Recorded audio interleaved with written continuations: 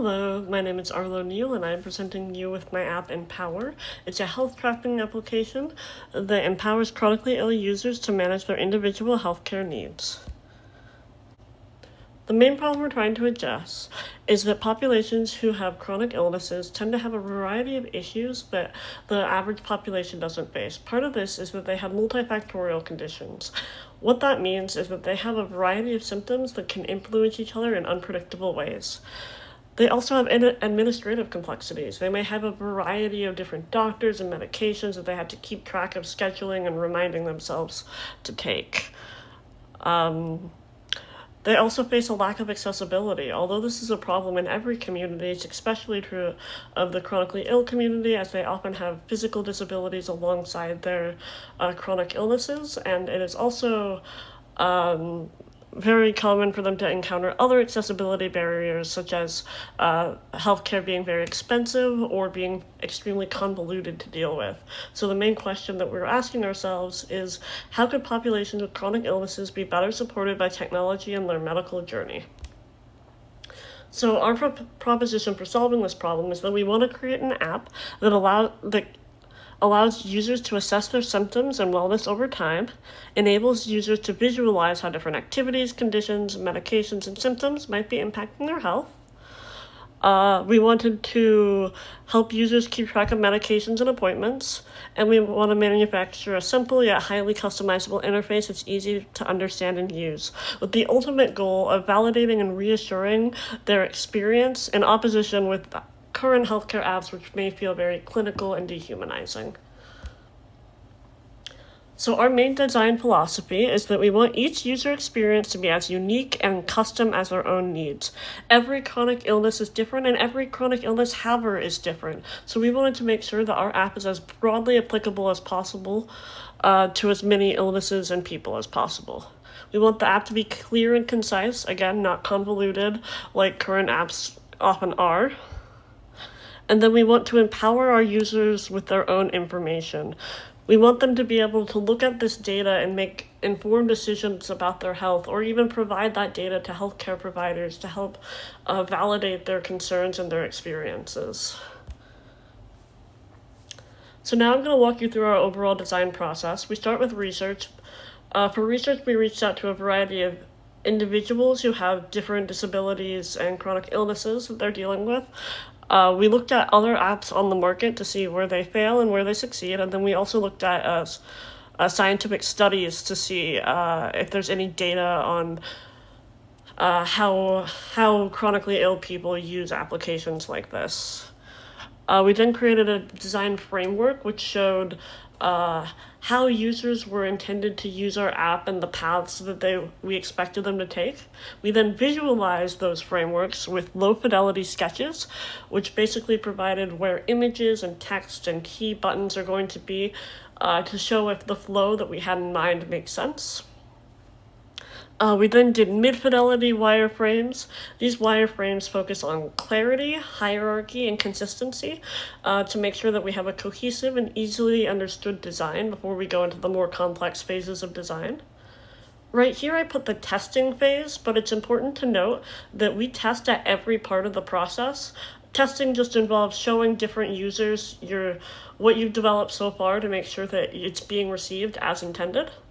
And then finally, we have the high-fidelity prototype. This prototype is going to have final images, final typefaces, final colors. It should be the closest you can get to the final product without it actually having all of the functionality of the final product. So for research, as previously mentioned, we interviewed people who have complex medical needs. What they told us is that they tend to have a hard time remembering appointments and medications, so we prioritize that in our actual design. They also emphasized that they wanted to be able to communicate the data that they were receiving in these apps to medical providers easier, so we provided an export PDF option in our final design. We did market research, and one thing that we found overall is that all of the applications that are effective are extremely expensive. People tended to like their data visualization tools. However, people tended to find them pretty convoluted, hard to understand. And they did a bad job of reminding users of that relevant information like appointments and medications. Finally, we looked at a healthcare study that talked about how users might go into an app with a theory about what might be impacting their health. And if that theory proves to be incorrect, they tend to get very discouraged and stop using the app because they find it difficult to identify their own trends in data. This research allowed us to realize that we needed to implement some sort of information synthesizer. So we'll have an artificial intelligence that can go through data and see where there are trends and show the users trends that they might not expect to see, to help them establish that new theory if they might have lost their way. So here are our core wireframes. You can see the log, the schedule, and the day. As you can see, we tried to keep consistent icon language by using the same profile icon for every page. The exit button remains the same on every page. We made sure the most important information was either pure white or pure black. That way it's always readable and it stands out immediately on the page. You see this in the data tab and the profile tab as well. Finally, we have branding. For branding, our main philosophies are that we want our app to be empowering, validating, and informational. The voice and tone should be accessible, customizable, simplification of complex information, and humanizing, not cold and clinical. Because of that, we chose a more pastel color palette to be more welcoming and also to be accessible. We didn't want it creating migraines or being overstimulating in any way. And we chose Atkinson Hyperlegible, which is a typeface that's specifically designed for people who have dyslexia or visual impairments, because it's easy to view from a distance. These are our high fidelity mockups. As you can see, we did the same thing that we did with our low fidelity mockups, but with color, and that we created color correlations in our design. You can tell that appointments, medications, and custom fields are all a shade of red. Good symptoms or good days are symbolized by purple. Bad symptoms are symbolized by orange. And you can see on the data page, we have that symptom analysis section that we were talking about, as well as charts that you can click on and off the data. That way you can only display the information that is most relevant to you, so it doesn't have to be as cluttered as that. Users have the choice to be able to turn things on and off as needed, as well as to view it on different time scales.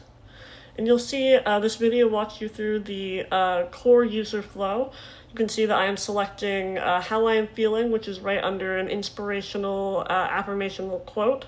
I'm logging my symptoms, then we go to the schedule, where you can scroll through different information. We opted for scrolling because we thought that was a good condensed way of displaying a lot of information without creating a lot of clutter. You can then click on a day and do the exact same thing, as well as having the options to click on and off on information if you so need.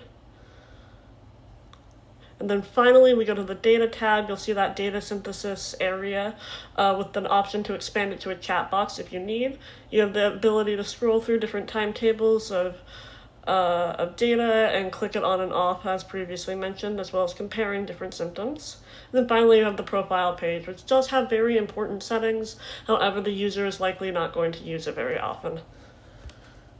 And then finally, you have the Meet the Developer page, which talks a little bit about who I am and what I do. Well, I'm going to leave you here. Thank you so much, and I hope you enjoyed my presentation on Empower.